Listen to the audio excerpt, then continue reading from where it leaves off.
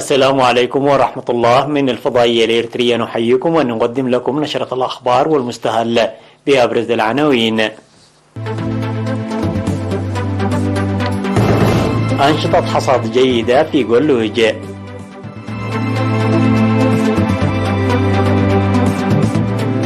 تطور التعليم في فورو وقلعلو.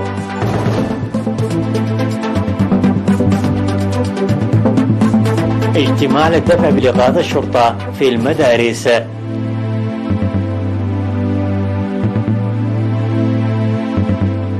رئيس وزراء العراق يتعهد من طهران بتطبع من الحدود وخمائن يشكك. المجر بانتظار قرار الاتحاد الأوروبي بخصوص دعم مجمد. سحابة كثيفة من الضباب الدخاني تغطي سماء نيودلهي. مرحبا بكم. أفاد مدير مديرية قلوج سيد سيزر ميكيل أن أنشطة الحصاد تسير غدوا في المزارع الواقعة في مساحة حوالي 95 ألف هكتار. وذكر أن المزارعون قاموا بحراسة أراضيهم الزراعية في الوقت الجيد لتمهيد الأراضي مسبقا وهطول قصير للأمطار. وأشار إلى القيام بأنشطة نفير شعبي لمساعدة المحتاجين في مشروعي قرسة وكتاي.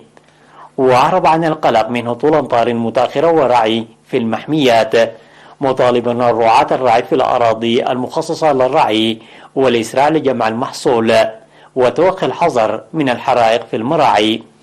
وقال إن إدارة المديرية تعمل بالتعاون مع المهنيين الصحيين والجهات الحكومية الأخرى لإنجاح موسم الحصاد، داعيا الرعاة لعدم إدخال مواشيهم إلى الأراضي الزراعية قبل انتهاء الحصاد، وتقديم المزارعين المعلومات العاجلة للجهات المختصة في حال ظهور الآفات الزراعية.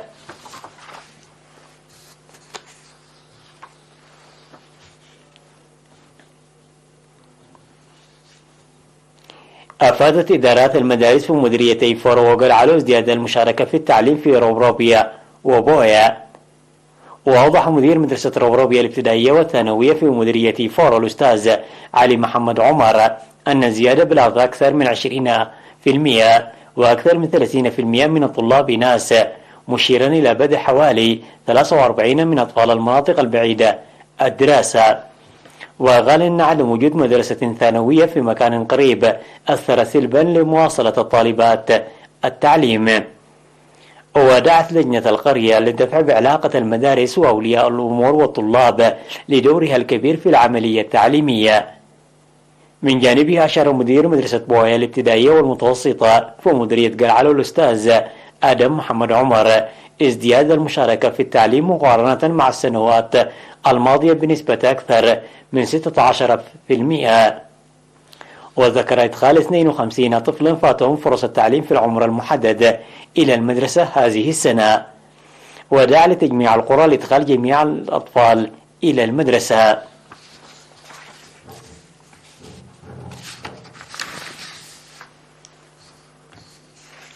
عقد يوم 29 من نوفمبر اجتماع بين الشرطة ومدراء المدارس للدفع بعلاقات الشرطة ومدراء المدارس بالإقليم الأوسط.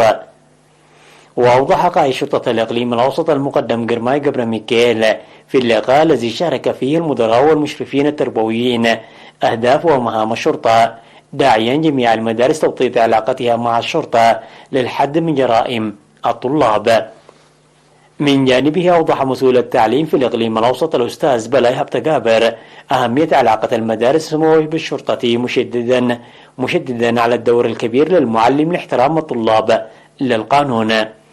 وطالب الاجتماع لعقد اجتماعات مماثلة مع أولياء الأمور منادين لفرض عقوبة على الطلاب الذين يرتكبون جريمة لتكون ردعا للآخرين.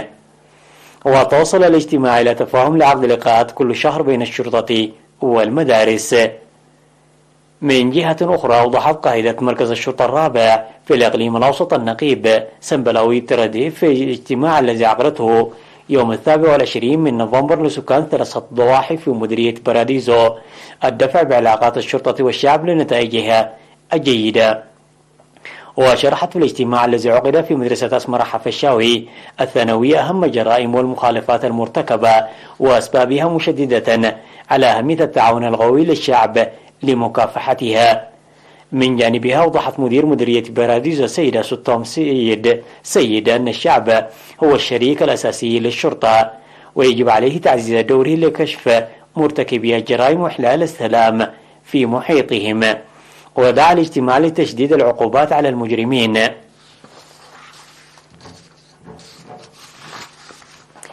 جرت في مديرية مياعين عملية تطعيم المواشي، وجرى التطعيم للأبقار مرضى الإجهاض والجدري والأمراض الباطنية والجلدية وضد أشباه الطاعون والأغنام والماعز. وذكر مكتب وزارة الزراعة في المديرية تطعيم حوالي 9000 رأس من المواشي فقط لعدم وصول المعلومات إلى المزارعين مسبقا، وكذلك إهمال أصحاب المواشي، داعيا إبلاغ أصحاب المواشي ببرامج تطعيم مستقبلا لفعالية حملة التطعيم مستقبلا.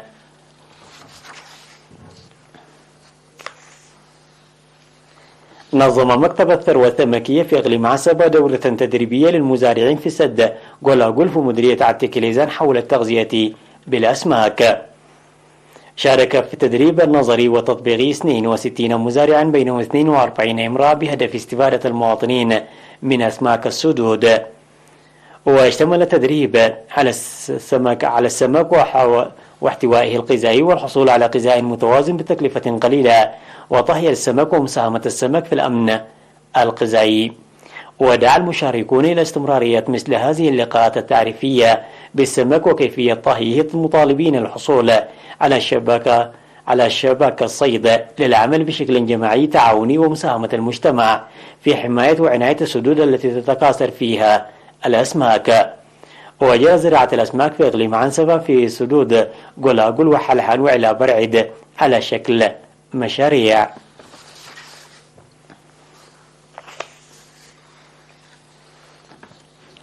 استشهد في 28 من نوفمبر عضو وزارة العمل والرعاية الاجتماعية المناضل الكفلايتس فميكيل عن عمر 64 عاما جراء مرض فجائي. التحق المناضل الكفلاي بصفوف قوات التحرير الشعبية عام 1975، وعمل في فترة الكفاح المسلح في وحدات الفرقة العسكرية الميكانيكية، وبعد الاستقلال في مفوضية الإقاصة واللاجئين ووزارة العمل والرعاية الاجتماعية. المناضل الكفلاي متزوج وأب ل5 أبناء، وقد ورى جسمانه الثرى في مقبرة الشهداء في أسمر عصر اليوم الأربعاء 30 من نوفمبر. وتعرب وزارة العمل والرعاية الاجتماعية عن بالغ حزنها لاستشهاد المناضل كفلايتس فميكيل، وتقدم تعازيها الحارة لأسرته ورفقائه المناضلين وزملائه.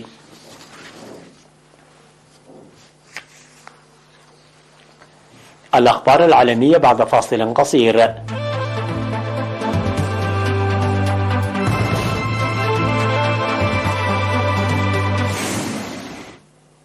قال رئيس الوزراء العراقي محمد شيع السوداني أن بلاده لن تسمح لأي مجموعات أو أطراف بأن تشن هجومات على أراضي إيران انطلاقا من الأراضي العراقية، في حين شكك المرشد الأعلى للجمهورية الإسلامية في إيران آية الله علي خمائني بهذا التعهد. وأضاف السوداني في مؤتمر صحفي بطهران مع الرئيس الإيراني إبراهيم رئيسي أن حكومته تعتمد في سياستها الخارجية مبدأ الاحترام وعدم التدخل في الشؤون الداخلية للدول.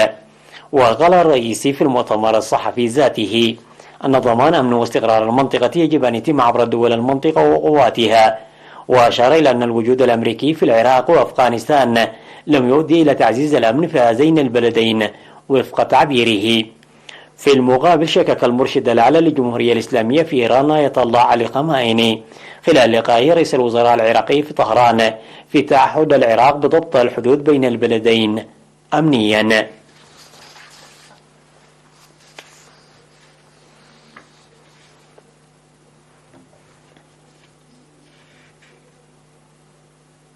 من المقرر أن تبدي المفوضية الأوروبية رأيها رسميا حول مسألة تمويل الاتحاد الأوروبي للمجر، والذي تم حجبه بسبب مخاوف تتعلق بسيادة القانون.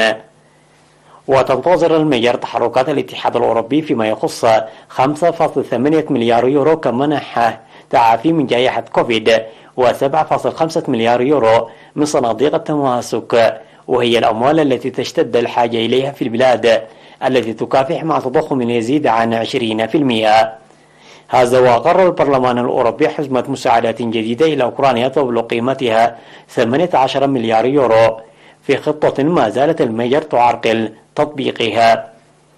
وتسعى كييف للحصول على تمويل بالمليارات للعام المقبل في وقت تكافح لمواجهة التداعيات الاقتصادية، لكن المجر التي تعد الأكثر تقاربا مع روسيا من بين بلدان الاتحاد الأوروبي 27 تؤكد أنها تعارض استدانة التكتل بشكل مشترك لتمويل حزمة المساعدات، وتخطط بدلا من ذلك لتقديم دعم من الأوكراني على المستوى الثنائي.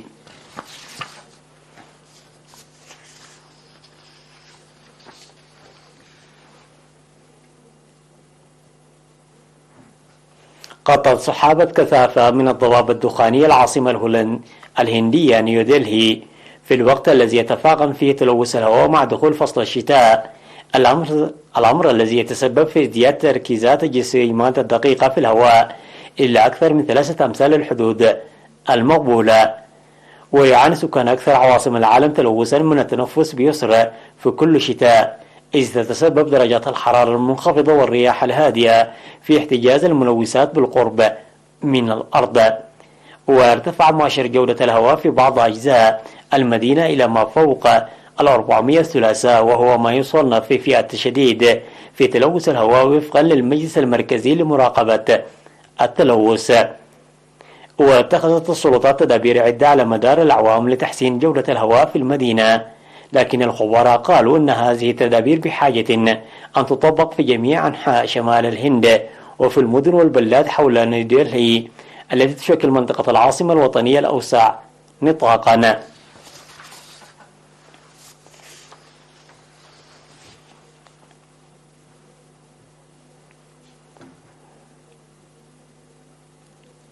حققت شركة فاو تويوتا موتورز المحدودة إنجازا بارزا في إنتاجها مع خروج السيارة رقم 10 مليون من خط إنتاجها وفقا لما ذكرت الشركة.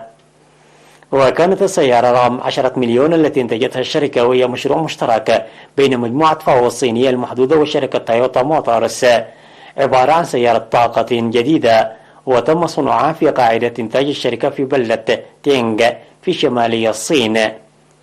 وعلى الرغم من الوباء في الأشهر 10 الأولى من هذا العام، زاد الإنتاج التراكمي لشركة فاو تويوتا موتورز بنسبة 10% على أساس سنوي، حسب ما قال هونغ يونغ نائب المدير العام التنفيذي للشركة.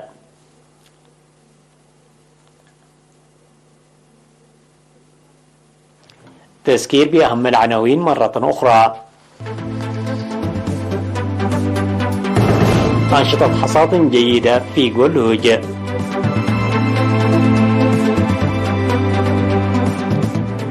تطور التعليم في فورو وقلعلو.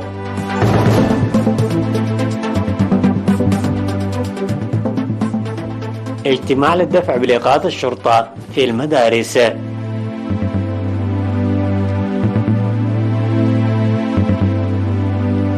رئيس وزراء العراق يتعهد من طهران بضبط أمن الحدود، وخمائني يشكك.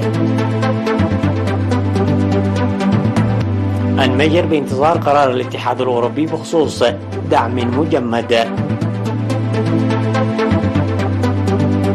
سحابة كثيفة من الضباب الدخاني تغطي سماء نيودلهي. وصلنا إلى ختام النشرة، إلى اللقاء.